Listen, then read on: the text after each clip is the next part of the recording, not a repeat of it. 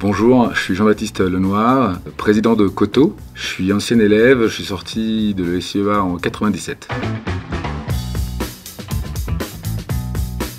Alors, mon parcours, il a commencé à l'ESCEA en fait directement d'abord pour les études d'ingénieur et aussi durant mon stage de deuxième année où je suis parti en 93 à 40 km au sud de Ouagadougou pour construire une école élémentaire. Moi j'étais en deuxième année donc j'avais accès à des ordinateurs, à internet et je voyais la révolution des télécoms arriver et c'était hyper excitant. Et en même temps quand j'arrive en Afrique, que je construis cette école avec des copains, je suis en contact avec 3 jeunes burkinabés, Salif, Silméon et Hildebert, hyper sympas, hyper intelligents.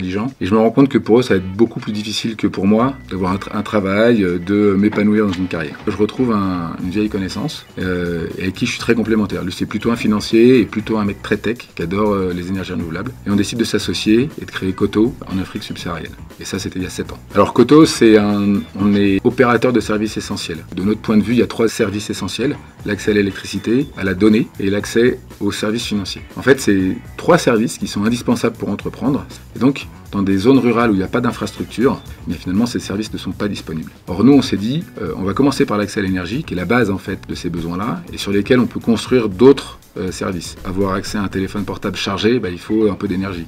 Donc notre solution permet de recharger les téléphones tout d'abord. Mais au-delà de ça, on peut aussi alimenter en électricité un récepteur satellite et un routeur Wi-Fi. Et donc à partir de là, on crée des hotspots Wi-Fi qui permettent aux villageois de se connecter à Internet pour des sommes assez modiques et de surfer pendant 1 heure, 2 heures, une journée. Moi je suis rentré à l'ESCEA en 91.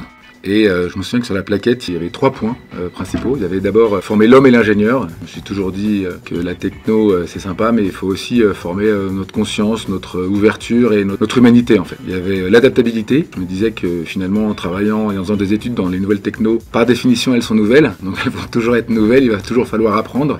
Et donc s'adapter aux impacts de la technologie et aussi à son évolution. Et enfin, il y avait apprendre à apprendre.